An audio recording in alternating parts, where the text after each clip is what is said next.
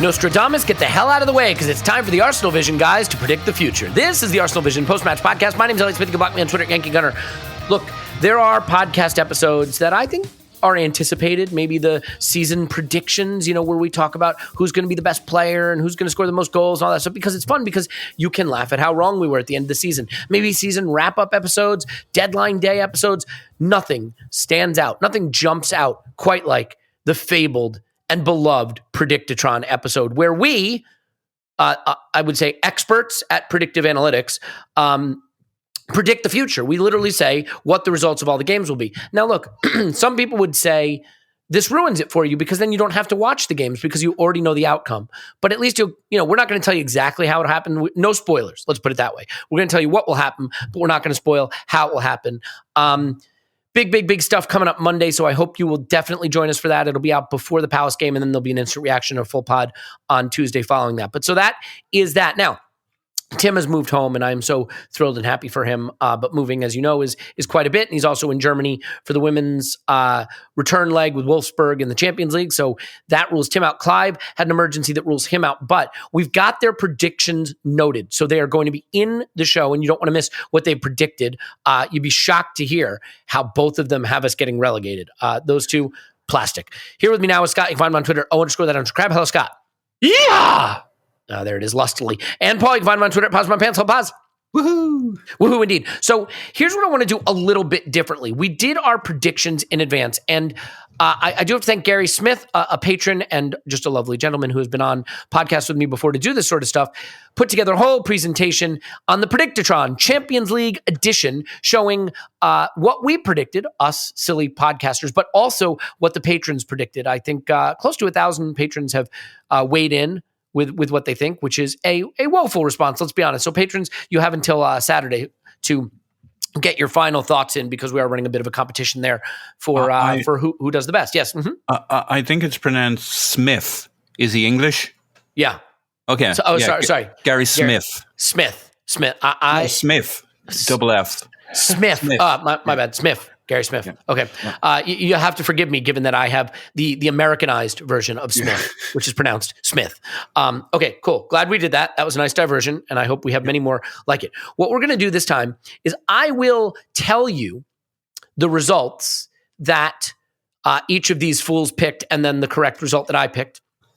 And we will have a quick, literally a quick chat about it, go through where that leaves us, and then chat about that, and then maybe even get to some Arsenal stuff. Because I have to level with you. Just saying win, draw, and loss, as much as it is blockbuster stuff, I think we can do better than this. We picked scores for the Arsenal game, though. And so we will start, here we go, we're diving right in. We will start with the Palace game on Monday, really a revenge game of sorts. I thought it wasn't a brilliant performance at home. It was the one I did attend. I haven't mentioned that before. And we did get the late equalizer from Lacazette. The last goal he has scored and never will score. I'm kidding. Okay, so Clive predicted a 1-0 to the Arsenal. Tim predicted a 2-1 to the Arsenal. Scott, you had it 2-0 to the Arsenal. Paul, 2-0 to the Arsenal, and I had a nervy 2-1 to the Arsenal. All of us have Arsenal taking 3 points in this crunch fixture. Scott, I'll start with you. Any quick takeaways from your thoughts on the Palace game?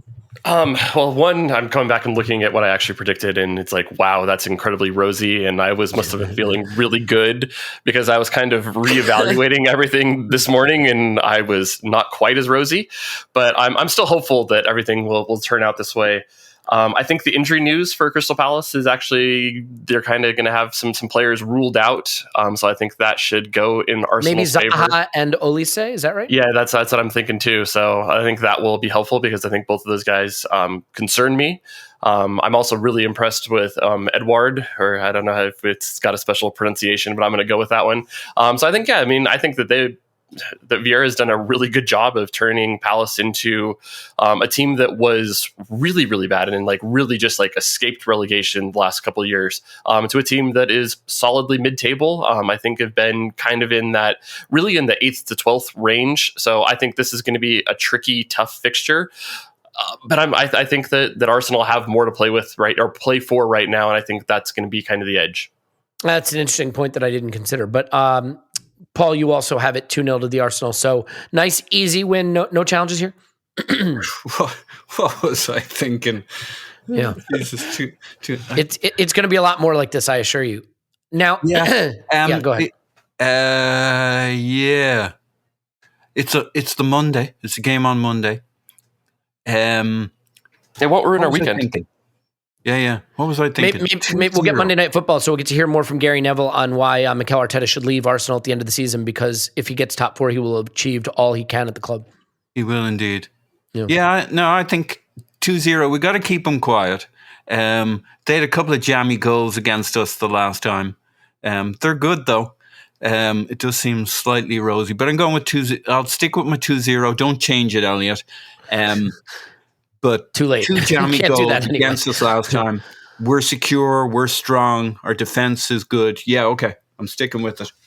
Yeah, okay. So I'm not going to have us discuss each of these individually like this right away. What I'm going to do is I'm going to tell you whether we predicted the win, draw, or loss. On our website, we'll post this spreadsheet, and you'll be able to see it. But I wanted to hit the Palace game like that just since it's coming up after the weekend. So home to Brighton, Clive, win. Tim, win.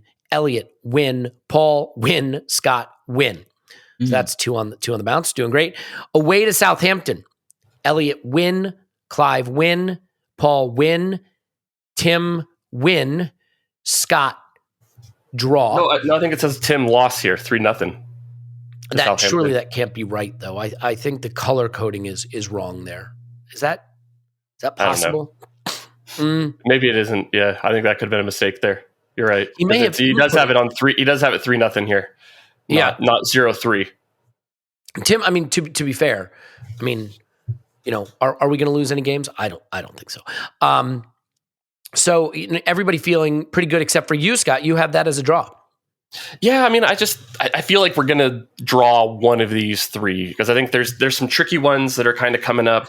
I think these away matches to the midfield or the mid table they're just going to be tough. There's not an easy schedule anymore. There's not an easy match in the Premier League. It's a good question among the 3 of us. If we're going to draw one of these 3 games we've all said we're going to win, which one would we pick? I'd probably pick the Palace one as the most likely one to draw personally. But Elliot, if you had to pick one of these 3 we're going to draw? Yeah, it's a good question. I think if we're dropping points, This is the trickiest. Probably Palace. I think Palace present the challenge, but given who they might have missing, I think that tips it in our favor. Southampton are hard to predict because they can look dreadful when they get behind, but they have a good coach, a good system, and they have taken some scalps. I don't know. They were the breakout game for us. I know it was at home, but that was for me the big click, and I'm still hoping we have their number. Yeah, it's one of those things. I think their press could potentially create mistakes, and that's something that we've been playing a little bit more adventurous with our style. So perhaps we could get punished with the mistake or something like that. I did have it 0-0, so I was kind of thinking our defense would kind of hold and stuff like that. But I just think there's a potential landmine in these 3 matches, right? I don't think that it's going to be easy to get 3 wins out of 3 from these.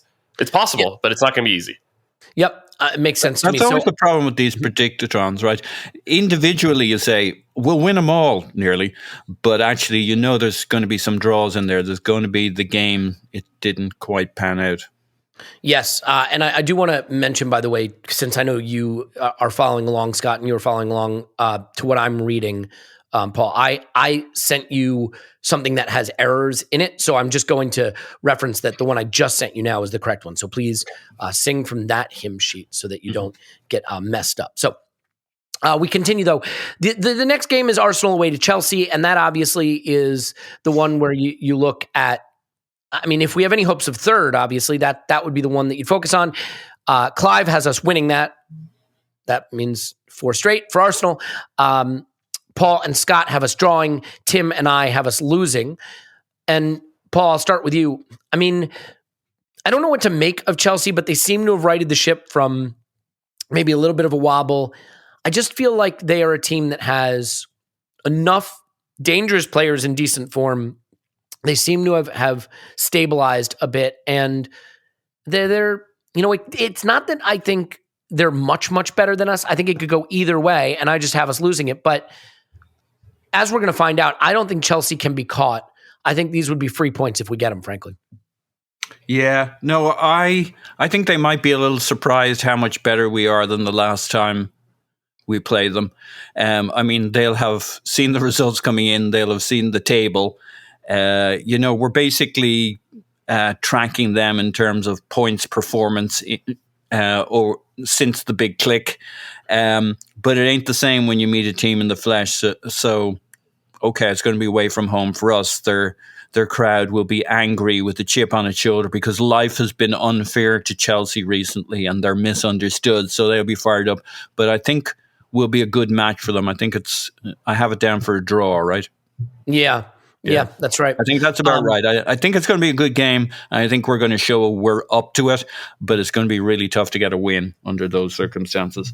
Scott, you have it 0-0. I do, and I think if we go back and correct the thing, I did say that we actually have a loss now at Southampton. So if people come back and look at that, so I don't think that that's again going. I think it's a tricky match. I think they could make us make a mistake. The reason I put draw here, though, I think is that I'm not sure that Chelsea really have a ton to play for in the league. So I'm kind of putting my chips on they're going to be focused on the Champions League. Maybe all the rumors swirling around with the new ownership kind of stuff will maybe sap some of the focus, and that will kind of even things up because I don't think that the gap between Arsenal and Chelsea is as big as it was at the start of the season. But I think there's still probably some of a lean towards where Chelsea are at. But I think that we can hold them is my idea here. We can hold them.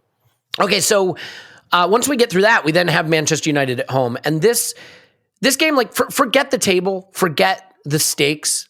Can we please beat Manchester United? This is a game that I look back on as a real regret when we went to Old Trafford and they were bad and we let them get away with it and they never should have. Now, I have us winning this game, as does Scott. I don't think you think of us as the Pollyannas in the pod, but we have us winning. Scott has this 3-0 to the Arsenal for the record, the Pollyanna that he is. Paul, Clive, and Tim all have it as a draw. Paul, I'll start with you. I don't think United can catch us, so I don't see this as the proverbial 6-pointer, but I think when we get to Spurs, you realize we're going to probably have to get a few tough points along the way. I feel like the revenge factor here, we really, really need to make up for what happened at Old Trafford. We do, but big games, big occasions, it will be a big deal for both sides. They haven't they're generating a lot of chances. They're just not putting most of them away. They're a bad team. I think anything can happen in this game. We have a really good chance of beating them for sure. I just think, especially in terms of where the draws might fall, I just kind of feel this might not be the game you come away with the win you demand, Elliot, just because we're much, much better than them. We are much, much better than them. It doesn't always translate. And this feels like a game that's going to come out a draw. But we could bash them and we could fuck up. You just have to survive the penalty they get. That's all you have to do. You just got to survive that. Scott, you have a 3-0 win. I have to admit, I found that surprising when I saw it in writing. You want to explain?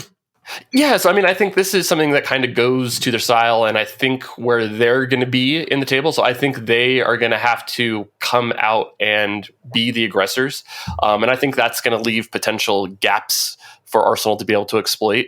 And I just think about if we get some of our forwards in space to be able to go against Harry Maguire, I just see good things happening. It's another one where I think that this might be their last gasp at trying to get into the Champions League through the league. So it's they're going to have all of their, stuff riding on here. The pressure is going to get to them. And I think that just kind of all goes in Arsenal's favor, where I think that, there's a potential for Arsenal to really put things up. If we target Harry Maguire nice and early and he does badly and the United away fans start booing him, I think 3-0 is eminently possible. So look, the interesting thing, right, is in my mind, what scares me about this game is we pushed them back, we're dominating the game, but they they're able to hurt us on the counter. But it didn't occur to me, because I'm not as clever and don't think second order the way Scott clearly does, that, they're the team that may need to be the aggressor. They could find themselves in a situation where they cannot afford anything but 3 points in this game. So that definitely makes it interesting. As I mentioned, Clive and Tim have this a draw. I have it a win. I had it 2-1 though. And it's also tough, right? This is a tough one because this is after the midweek and then another early Saturday. So it's going to be tough for Arsenal. But well, let me ask Paul at least. I know you don't necessarily agree with Scott's prediction, but would you take 3-0? Yeah, for us, sure. Yeah. Okay. You never know with Scott. No, I'm going against my that Judas, right? I'm going against it. The funny thing, _ Judas. That's the guy. Arsenal away to West Ham. This could go any number of directions. I have us drawing it 1-1. Clive and Tim have us winning it 2-1. Paul and Scott both have draws. Scott 2-2. Paul 1-1. Paul, I don't really know what to make of West Ham. I don't think they're as tough an opponent as they were earlier in the season. They look that Europa League thing, aren't they? Yeah. Well, I mean, that was the thing. They had a big emotional win in the Europa League after 120 minutes, and then looked pretty poor to Spurs. But you can sort of understand why that might be. But their Europa League campaign may still be going on when we face them. I'm not entirely sure of that, but I mean. I don't know. What do you make of them as an opponent? Because Declan Rice is obviously really good. They've got Antonio up front, but they haven't been as consistent in the Premier League in the second half of the season. They've been inconsistent, but they've also been, in that inconsistency, really good at times. Yeah. I can't remember who they played last. They were really good, though. They can still put it together. Michail Antonio doesn't seem to be able to find the net too much, but somehow they still seem to be banging in a few goals. Look, I think emotionally they're going to be invested in the Europa League. They already know they're not going to make top 4 now. That's in the water. So, the whole thing for them is to qualify as a top 6 club for next year to be in the Europa League, but they're already in the Europa League in the later stages. So I think it's going to be all about this year's Europa League campaign is more important than for these players and this manager to make a point. They're going to want to win that thing. This is their best chance at glory for West Ham. David Moyes is not here to be a perennial scraping into the top 6, no matter how impressive that is. He wants to prove a point. So I think this is a strong opportunity for a draw or better. But when I distribute my draws across my games, I think this will be a really tough game for us, and they'll be up for it. But it's a draw or a win for us. I went with the draw. Martinelli and Smith Rowe goals in a 2-0 win at home against them. Kufal sent off. It was a battering, to be fair. I don't expect the same necessarily, but that was December 15th, right around, the dawn of our new age that we're living through right now, which has us all quite content. Let's move on. Let's go to home to Leeds, where Clive has a draw. It'll surprise you here, 3-3, a blockbuster draw. I think a lot of us have over-indexed the Bielsa experience. I think Jesse Marsh's Leeds is a little different, but Scott has us winning 5-2, a famous score in Arsenal lore. 2-0 to Paul. Paul has 2-0, not to Paul, but to Arsenal. 3-1, Tim. 3-0, Elliot. Scott, let me start with you. I mean, this is a different Leeds team. I think a more resilient Leeds team. Bielsa, obviously a legend, but I think we saw the direction things were going there. I think Marsh has done reasonably well to get them back into some semblance of shape. What do you think of how they're playing now and how that impacts your blockbuster 5-2 result that you have here? Yeah, I think there was a little bit of, reading the tea leaves of Bielsa a little bit and kind of hoped that he wouldn't resign and that we'd be able to get a scoreline like this. So this may not be what's actually happens. Hard to believe that I'm not the perfect predictor. But I do think that there's probably goals in this one. I think there's still some holes in the Leeds defense, and but they might have Calvin Phillips back, and that really makes a big difference for them to be able to actually screen things. He's the one that kind of makes things tick for them, and I think that you have just seen general improvement under Marsh. I think that they've outperformed the other team in 3 of the 4 matches so far this year, so they've started to turn around looking a little bit better. I think they were very good against Leicester, and it was an unlucky loss there. I think that's the right way to say it. Still a little bit early here in the morning for me.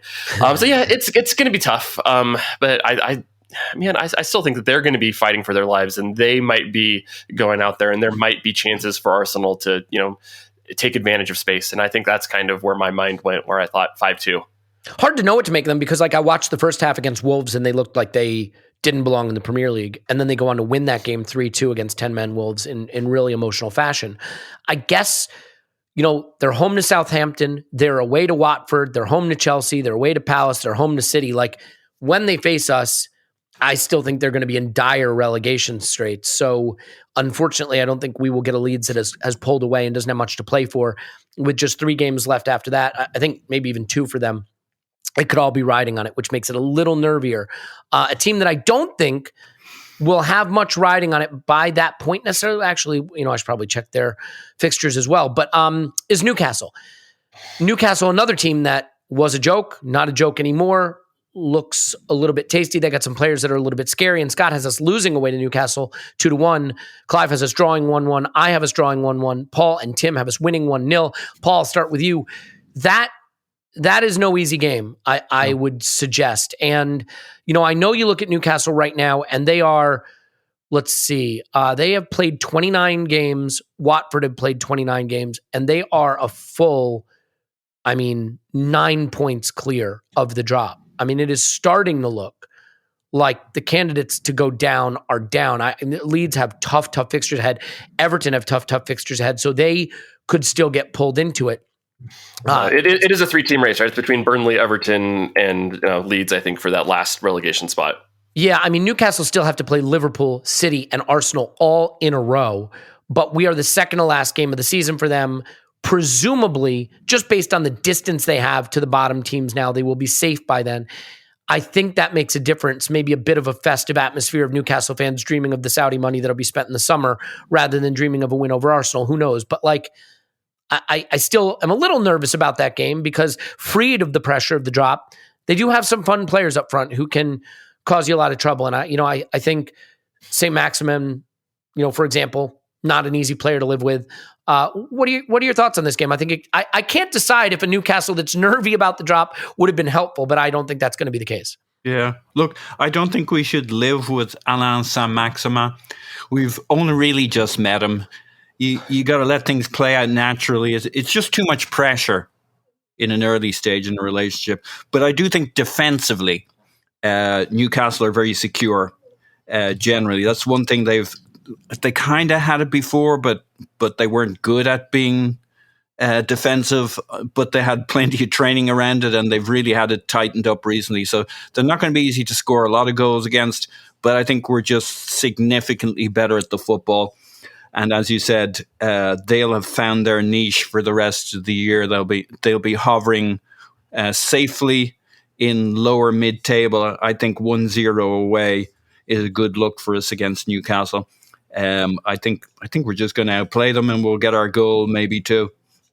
Yeah, that would be good. I would take that. I would take a win. Scott, would you take a win there? Of course, I'd take a win, but yeah, I'm going to go with a little post-hoc reasoning here on explaining my loss. So it now looks like the Tottenham match is going to be probably scheduled in between Leeds and Newcastle. I think that's what I'm reading here in the tea leaves. May 6th. Yeah, May 6th. So I think that this might be a bit of depends on how we do against Tottenham, but I have a draw. I'm going to spoiler alert. So I think this might be a thing that Arsenal have basically kind of wrapped up top 4 at this point. And this might be a bit of a come down where it's like, all right, we were out celebrating, we kind of achieved the goals, and this is kind of the game after that, and the pressure is kind of off, and Arsenal kind of take it a little easy. Look, if it's done before we even have to play Newcastle and Everton, done with 2 games to play, I will be satisfied with that, to say the least. That would be fantastic. I bet it goes to the last day, but we'll see. Yeah, we'll see. Well, Spurs are going to interesting. It definitely has trap game written all over it, right? You got Leeds, Spurs, Newcastle is how it will probably shake out. And one of those games, home to Leeds or away to Newcastle, if the focus drops, it wouldn't necessarily be surprising. But if it's already done and dusted when we go to Newcastle, that would be lovely. Let's do the Everton game first, and we'll finish with Spurs. For home to Everton, Now, I want to be clear about something. I will be at the home to Everton game. The Everton game is another one that we owe them one. That was a dreadful loss to a bad Everton team.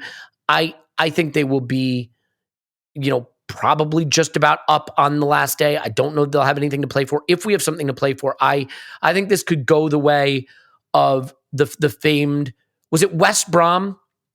What was the one where, was it who saved off the line and Arsene Wenger put his head in Pat Rice's lap? It was on the last day. Was it Gibbs? Gibbs saved off the line, maybe? Was that the 11-12 or something like that?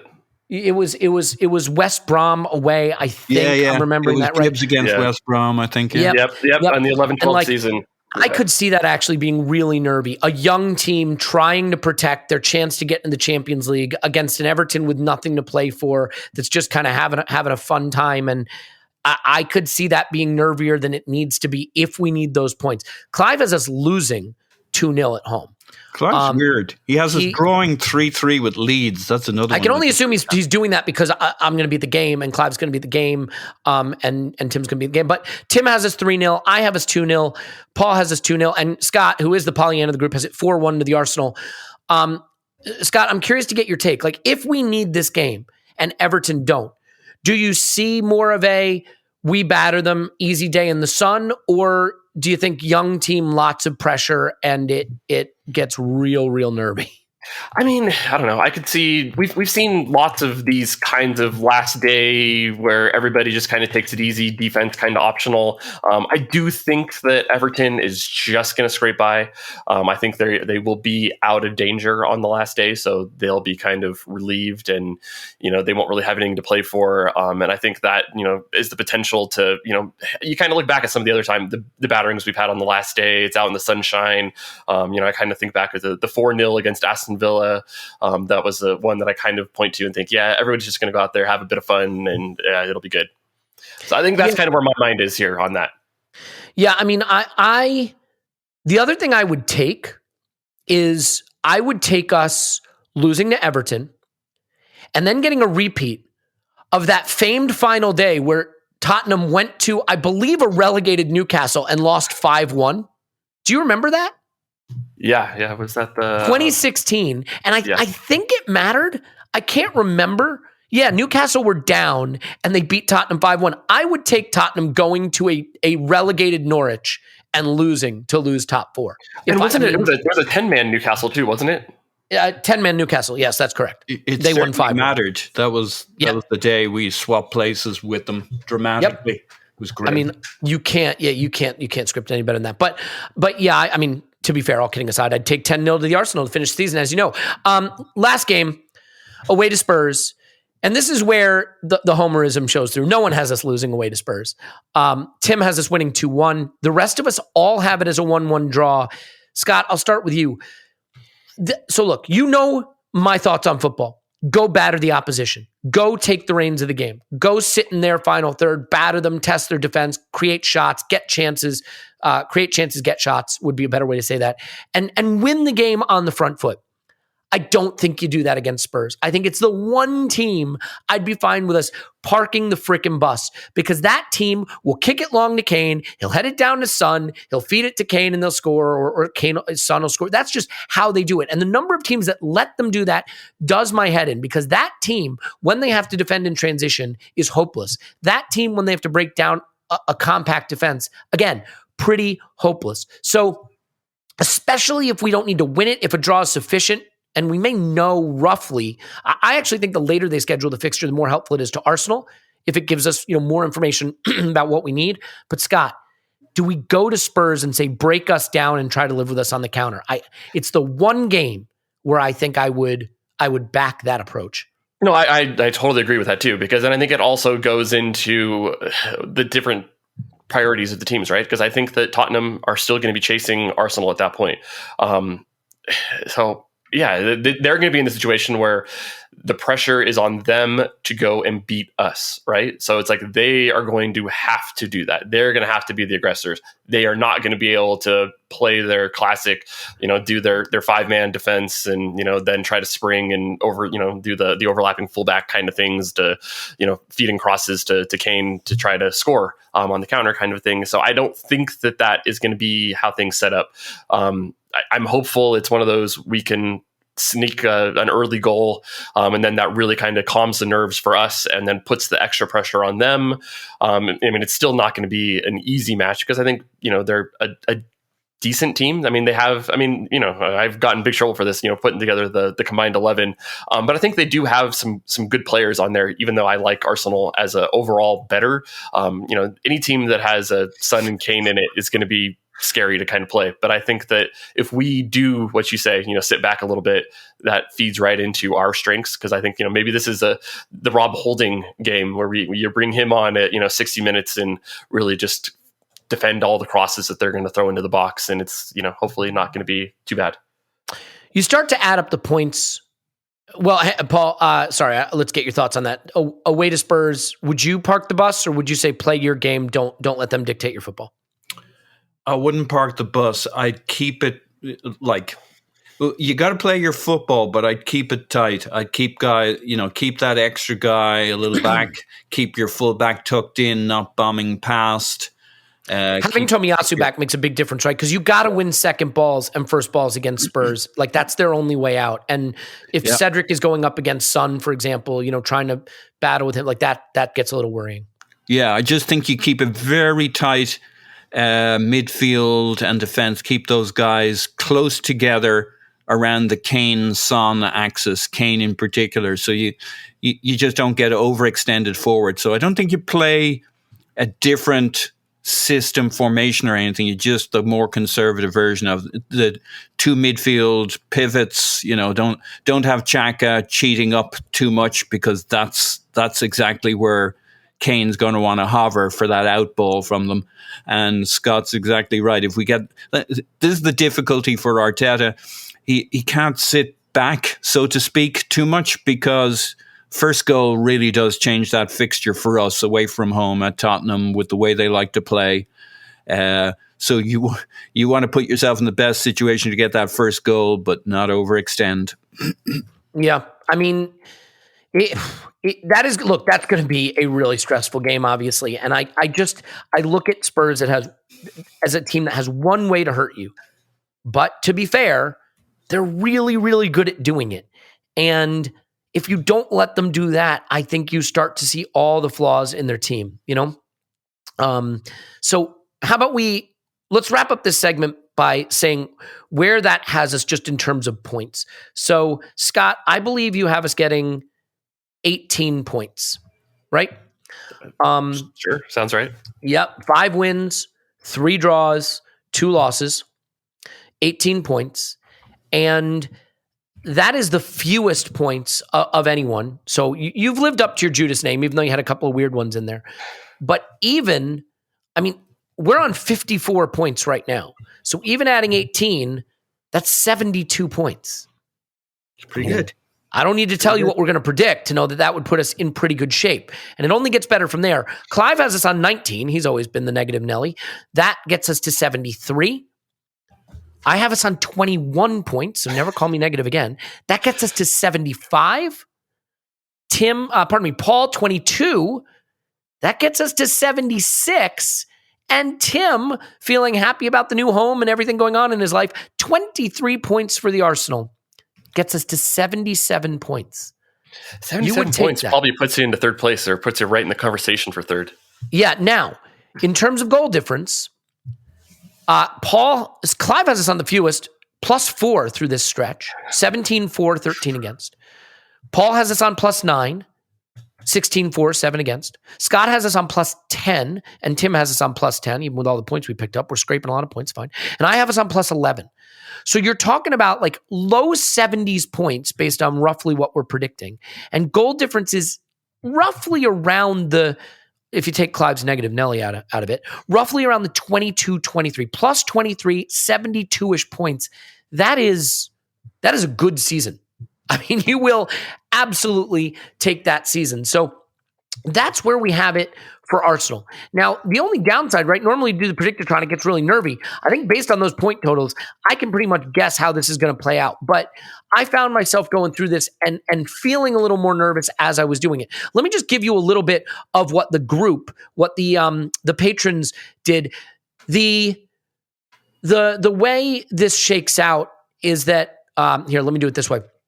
In terms of our finishing position, the patrons have us at 81% to finish fourth. So, I mean, an overwhelming 81%, but 17% to finish third, 2% fifth, 0% sixth. So that's how it shook out there. The most common outcomes, you know, a lot of Arsenal wins, as you can imagine. Look, we're Arsenal fans. It is what it is. But I do think as we've gone through this, the results sort of check out. But it's still going to have to be a good run to get to those point totals. So let's do this. Let's take a brief pause. Then we will zip through the opposition. We'll talk about where that has the table finishing. And then maybe just touch on some of the landmines or the turning point type games where if it goes the other way, it could be trouble. But before we do that, this podcast is supported by this podcast is sponsored by BetterHelp. Pardon me. So before I even start with this, I do want to say I am someone who has done therapy. I think it was one of the more rewarding things I've done in my life. It was something that I felt sort of not comfortable doing before I did it. That was stigmatized for me. And you know what really got me to do it was the fact that I was struggling with some things personally, and like someone made the point, like, all right, you exercise because you know it's important. Your physical health is important, and you try to watch what you eat. Maybe not as much as I should, because again, your physical health is important, and then you'll just let your psychological health go to pieces, and that arguably is the most important piece of the puzzle. And so, I think one of the things that was also challenging for me is just like I didn't know if I felt comfortable sitting in the waiting room, going into a room, sitting across someone, how would that feel? So BetterHelp is really an extraordinary organization, both in terms of the way they make access to care and affordability of care better. So BetterHelp will assess your needs and match you with your own licensed professional therapist in under 48 hours. And it's important to stress, it is not a crisis line. It's not self-help. It is professional therapy done securely online. There's a broad range of expertise, some of which may not even be locally available in your area. The service is available worldwide, and you can log into your account anytime and send a message to your therapist, and you'll get timely and thoughtful responses. So you can schedule weekly video or phone sessions. So you don't have to sit in an uncomfortable waiting room, and you don't have to be on video if you don't want to be.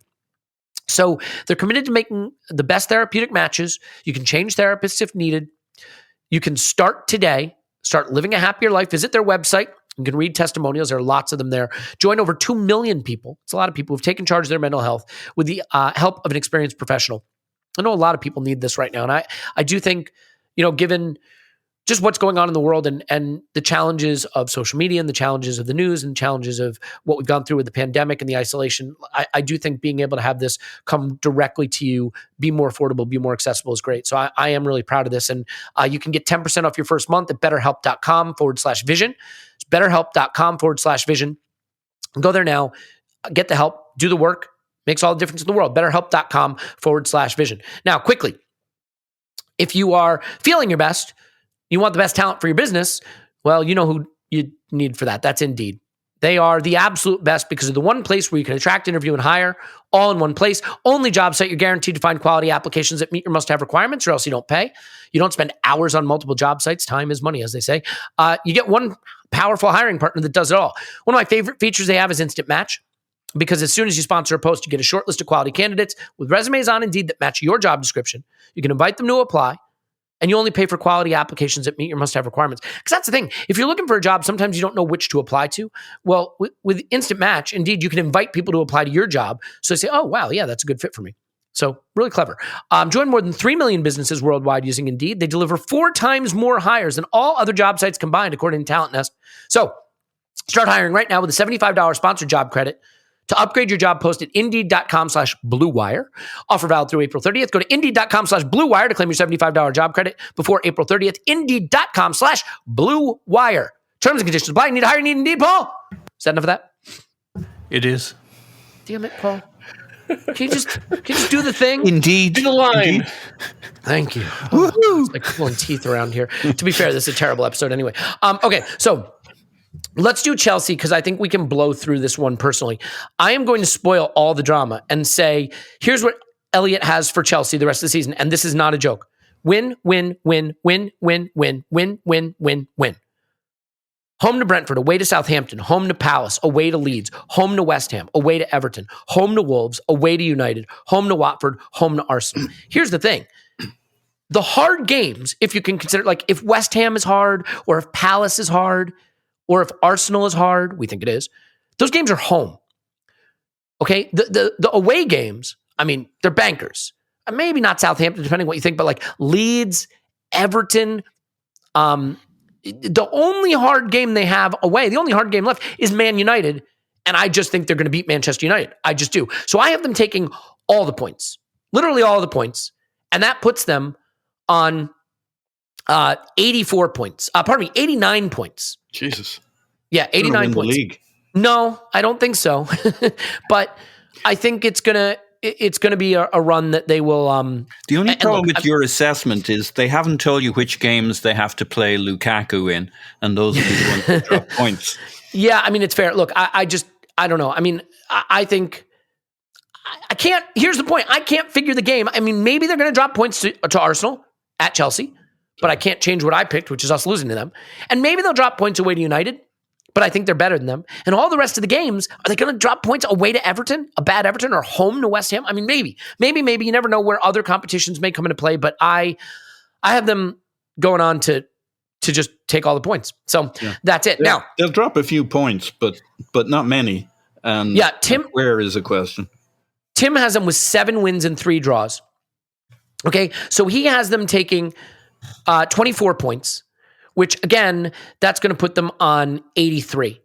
We're not getting them. We're not catching them based on me or Tim. Clive has them drawing 4 times and losing once. A little more interesting. I mean, that is 19 points. And that gets them to 78. Again, can we get there? Really, really difficult. And certainly we would have to beat them. So that comes to Paul and Scott. Scott, I will start with you. You sort of seem to see it my way. You have them with 7 wins, 3 draws, no losses. The draws away to Southampton, home to Wolves, interestingly, and home to Arsenal. I look at this fixture list and I just think it sets up for Chelsea to make 3rd place really comfortable. Yeah, I think so. I mean, they're a solid team, right? They have some issues and they've got some weirdness kind of going around with them where it's like who's going to be our owner and those kinds of things. But yeah, I think ultimately that they're just I don't know. I mean, maybe their focus switches to the Champions League, or maybe there's those kinds of things, and they're kind of out of it, and maybe they don't have those kind of things. But you're right. It's like you look at their schedule, and it's like there's not really any matches that really scream automatic losses or really big ones where I'm worried about. And then I'm also kind of being selfish here and thinking. If they could just take some points off of the people that are rivals, so it's like they play both Manchester United and West Ham, and if they could just take those points there, and that's just a little less pressure on Arsenal, I'm happy with it. That's kind of where I think there. Yeah, I mean, Paul, you also have 7 wins and 3 draws, so again, not catching them, but. Nope. In your case, you just flop that you have them beating Wolves at home and drawing away to United. I should mention Paul, Clive, and Tim all have them drawing away to United. Clive has them losing home to Arsenal. Scott and Paul have them bus drawing. Ride for Thomas Tuchel. I don't think he'll be on at his best on the touchline, having driven all the way to Manchester. I was going to say Greyhound. I don't know what is the Greyhound equivalent in is there a Megabus or something like that. The bus.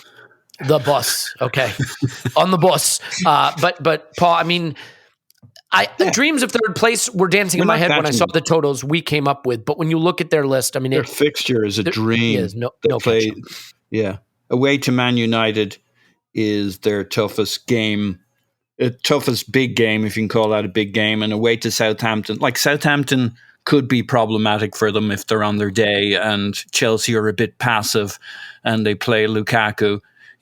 That could be an upset. But the others, they're going to walk them. Apart from us visiting them, I think we'll give them a really good game and get our draw. Yeah. The only thing I will say is they play Southampton on Saturday, April 9th away between a visit from Madrid and a trip to Madrid.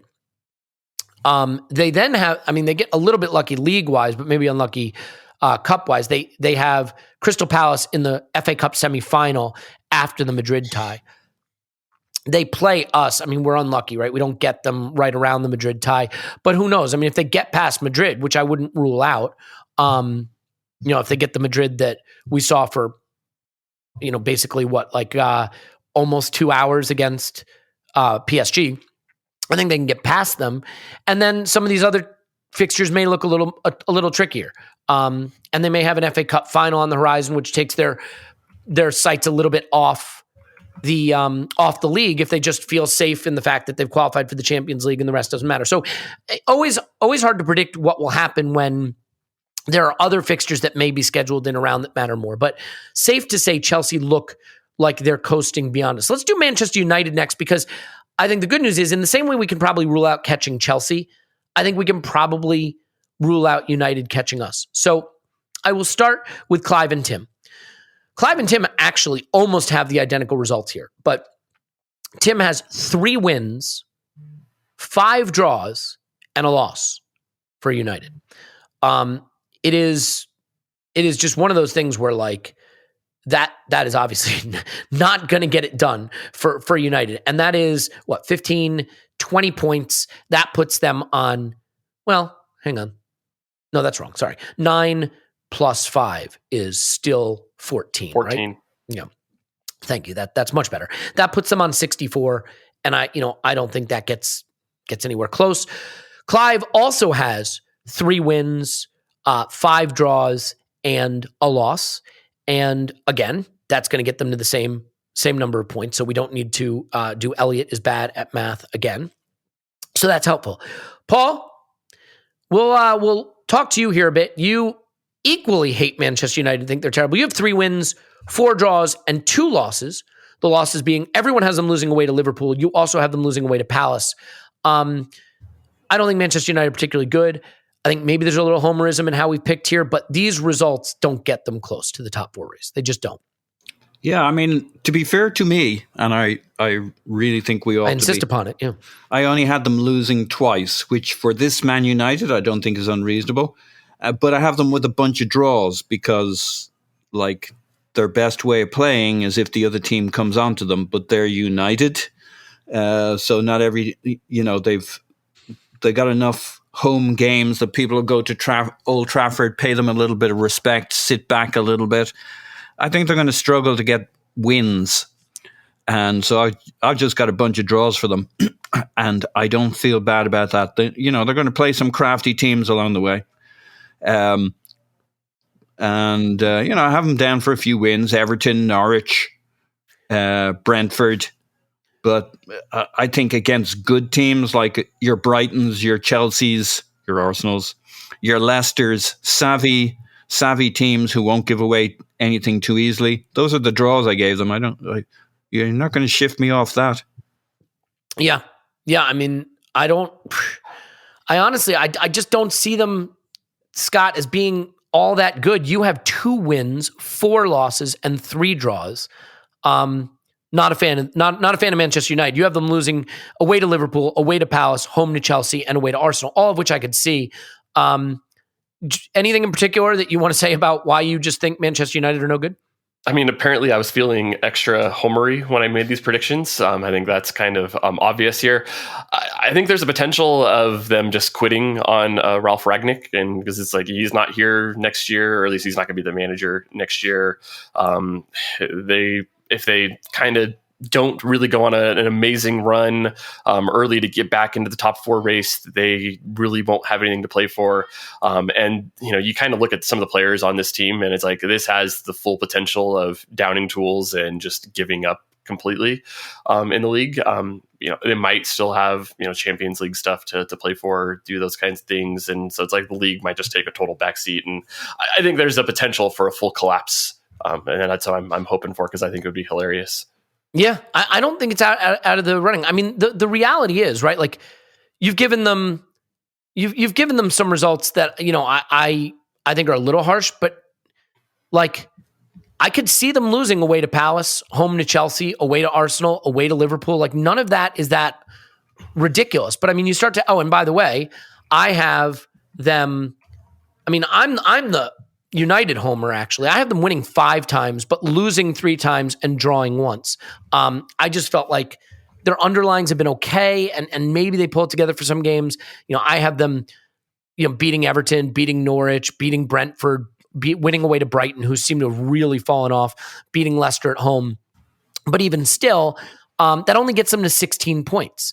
And 16 points gets them to, what are we talking about? 66, right? So it's just one of those situations where I think that's not going to be enough in the context of what we've said so far. So it is the case that I think all of us have 64 to 66 points roughly for United. And in terms of goal difference, they are already behind, already 4 goals behind us. I don't know, Paul, I mean, do you feel pretty confident saying that United can't get, I mean, it's not that they can't get there. I mean, to be fair, they are only 1 point behind Spurs with the same number of games played and only 4 points behind us, but with an extra game played. But I look at these fixtures and they're going to need to do kind of what Spurs did when they went to City and get a surprising result. Like they're going to have to win away to Liverpool, or they're going to have to win away to Arsenal, or, beat Chelsea. And I don't see this United team getting that together. Yeah, they'd have to suddenly come to life, and ourselves and the Spuds would have to kind of do a bit of a collapse. Like we just, collapse is probably the wrong word. We'd have to not be very good for Man U to creep through, or maybe they stay close enough and people get nervous at the end and they sneak in that way, kind of thing. But I just don't think they're the one you watch. You can make an argument for any of these teams, but you can also get scared of your shadow. They're not. We should be looking up to chase Chelsea. We won't get there, but it's a like getting close and kind of riding their tail. Hang on. Is that a thing? Slipstreaming Chelsea and kind of looking up that way is the way to go. If we really become a meh team with a poor run in, then yeah, Man U have a decent shot at that point if the Spuds do the same thing. But it's all about us versus the Spuds. I don't think Man U really comes into it because those two teams are going to push each other on, us and the Spuds. And I think that's going to give the two teams enough focus that they're not going to create the gap for Man U to get in. Yeah. All right. Well, now it's time to get to what I would call squeaky bum time. And that is what Spurs are going to do. And Scott, I'm just going to say it. You're a Spurs fan. I went full cope, right? I think with my predictions though, but I am a Spurs fan, as it's well known. No. I mean, this is crazy. So you have them going. I'm just looking at his. He tried to overcorrect here. He's trying to win us all back. What are you doing? No, because you look at the first spreadsheet I sent you for this one. That is the correct one.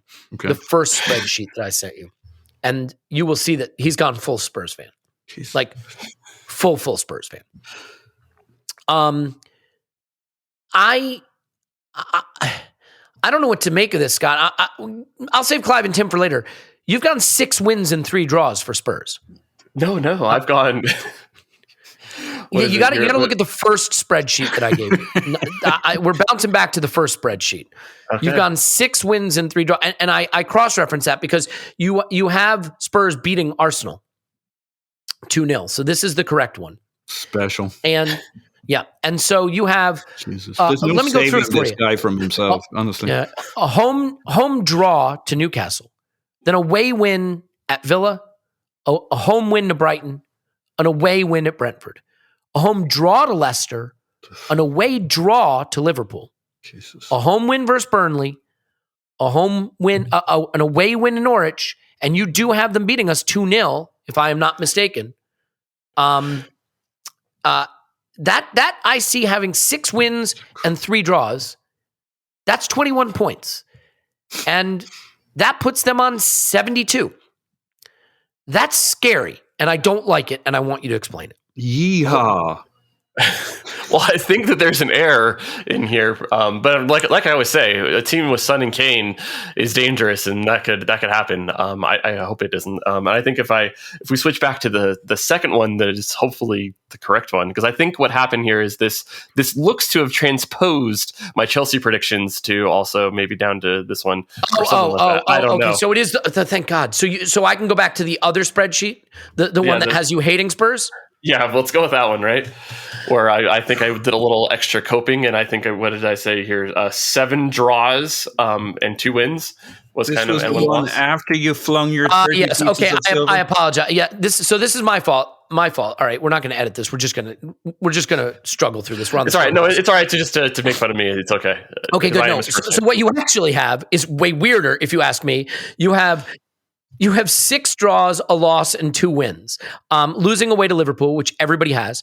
You have draws, home to Newcastle, away to Villa, home to Brighton, away to Brentford, home to Leicester, home to Arsenal. Their only wins of this run are home to Burnley and away to Norwich. So you've given them 6 draws, which is 6 points, 2 wins, which is 6 points. That's 12 points. That puts them on 63, and I think we can absolutely cope with them. So I will now refrain from calling you a Spurs homer and ask you, why do you think Spurs are this bad? Do you really think this could happen this way? I mean, everything's possible, right? I mean, I don't think it's likely, but it's possible. I mean, I don't know. It's just, you kind of look at some of these. There's no easy matches, right? I mean, we just talked about how Newcastle. Checking out any of the probabilities and stats related to these kinds of games. I hear there's a whole community of people who work on that kind of thing. The games aren't played on spreadsheets; they're played in, on the field, Paul, right? Yeah, on the grass. Yeah. But no, I think we talked about this earlier, right? There's no easy matches, and I think that some of these ones that they have, especially early, like those, they're not the greatest matchups for him, right? I could see Newcastle, which has kind of developed into a pretty strong defensive team under Eddie Howe, really giving them trouble. Same with Villa. I mean, Villa, I think, maybe Gerrard will bring back some of his hate for Tottenham and be able to get his team to go do that. I think, Brighton, even though they're kind of checked out and on the beach and just have kind of done that, I think they can get up to, have something against Spurs and, give them trouble. And then Brentford, a London derby, another strong defensive team that'll sit back and I think give them trouble. So I kind of look at these teams and think these are teams that are going to be bad matchups for them, right? And I think that there's that potential of draws happening, and they might not be able to play their particular style that has gotten them to the number of wins that they've had this year. So I think they're due for a bunch of draws and disappointment. Well, 12 points puts them on 63. Now, here's the funny thing. A couple weeks ago, I was saying, look, I think if we can get to 66, which is imminently doable, we'll get I said 69 was my goal. Yeah. And based on your predictions, 66 would get us there.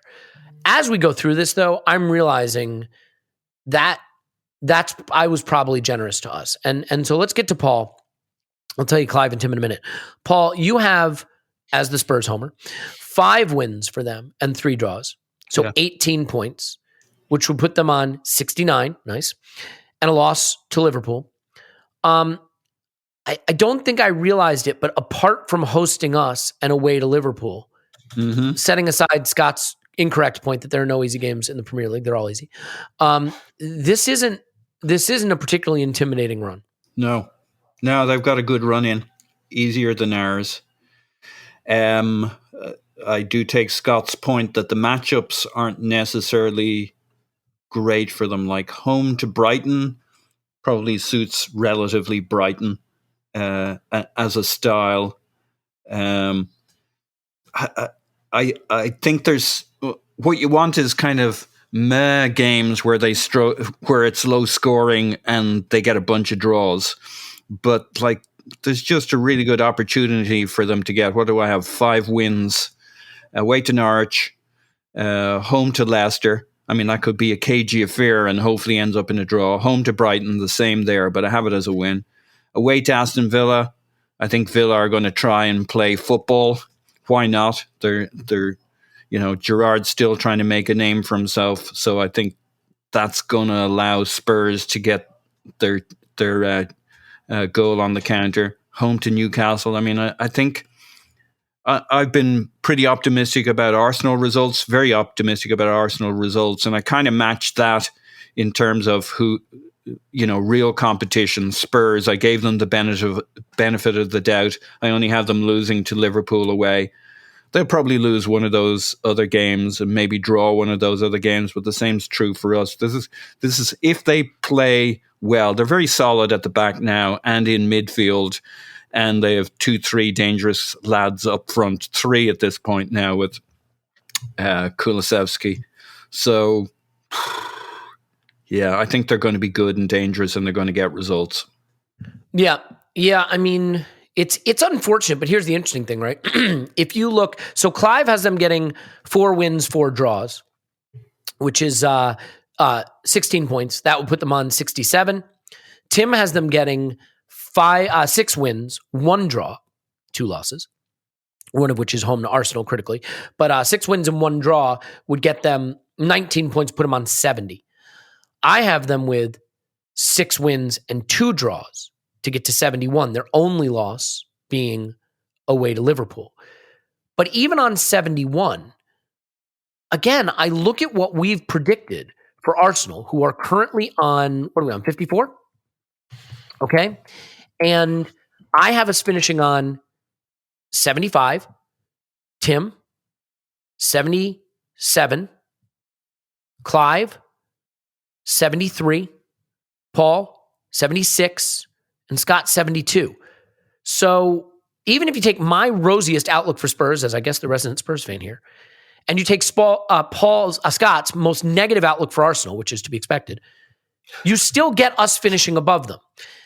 I guess what I would say, though, Scott, Paul, Clive, and I have a draw at Spurs. Yep.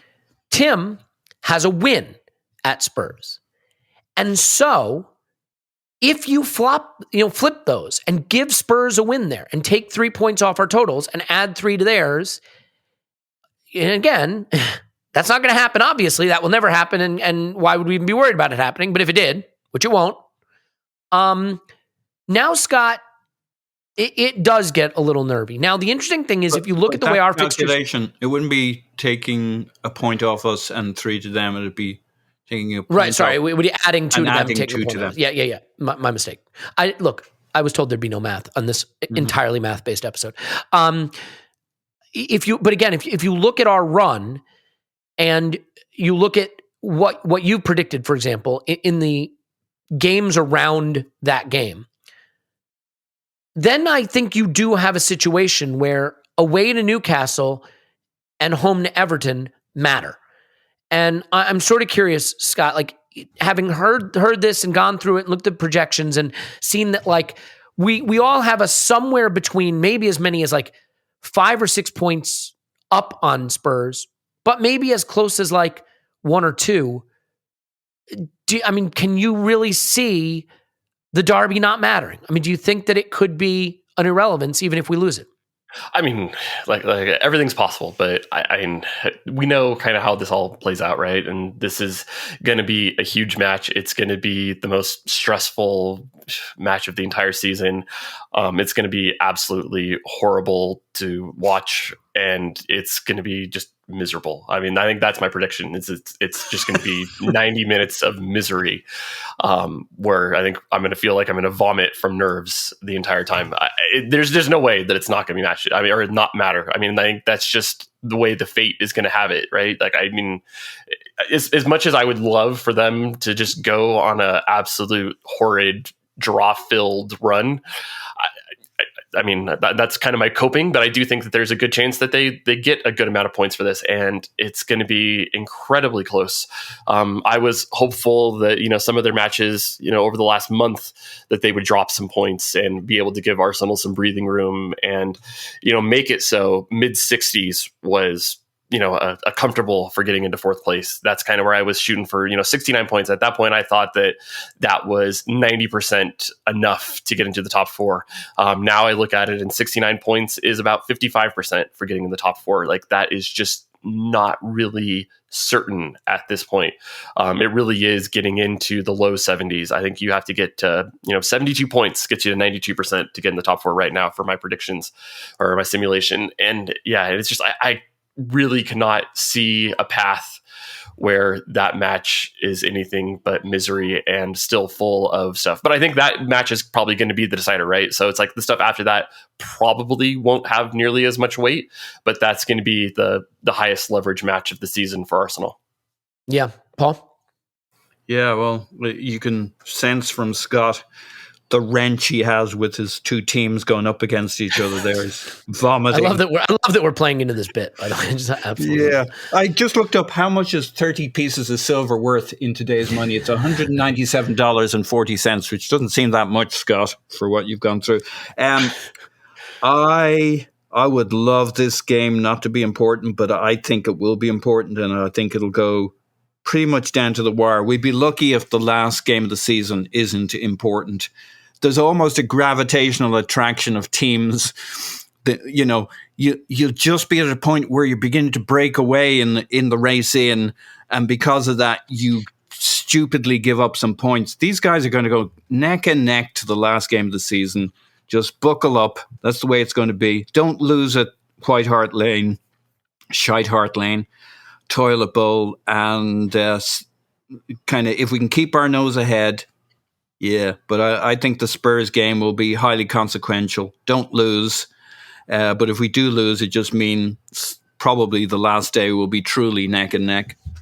Yeah. And I mean, Scott, the interesting thing, though, is it seems, and here's the funny thing about predictions, they're always all wrong, right? Like Chelsea's going to wind up losing all their games and we'll win all our games and we'll finish second, or, I mean, that's the one way it could go a different way, but I'm not going to explain that one. But like, we all seem to roughly have a plus 20-ish goal difference and 70-ish points, 71, 72, 74. Like, this is a good season. If that's what happens, setting aside what the other teams do, that's a tremendous improvement and step in the right direction. There's no other way to view it. And I said before, a couple weeks back, if we don't finish top four, it will be a disappointment. It will have been a disappointment based on the position we'd gotten ourselves into. But I caveated it by saying, but if we continue to play well and we look like we look and someone catches us, then fair play. As I look at it now, if we get 70, 71, 72 points, 20 goal difference, and somehow it's not top four, I still think this looks like a really, really good step in the right direction. Yeah, and I'm not one that wants to change my initial goals for the start of the season. I mean, I wanted to see top six. I wanted to see, or at least top six. I mean, I would have gladly taken obviously more than that. But I also wanted to see performances that pointed towards us being able to be true Champions League challengers. And for the early part of the season, there were some questions. But really over the last 3 months or almost 4 months now, there's been really, really tangible progress in this team. The numbers have not been fluky. The team is putting together really good performances. So even if we kind of slip up and the performances maybe go back just down slightly a level, if we are in the high 60s, low 70s, and we miss out on top four because some other team went on an amazing run, I'm not mad at the team. I mean, they exceeded my expectations from the start of the season. And it's not going to be a collapse. I'm not going to say that, the team blew it or anything like that. I think that's just my expectation. So it's like, if we continue to play like we do, we can't control everything, right? If a team goes on wins out, yeah, that sucks. But it's like, that's football sometimes, right? And it happens. But I think that if we continue to play our style with the performances, maybe they take a slight dip because we have a hard run in.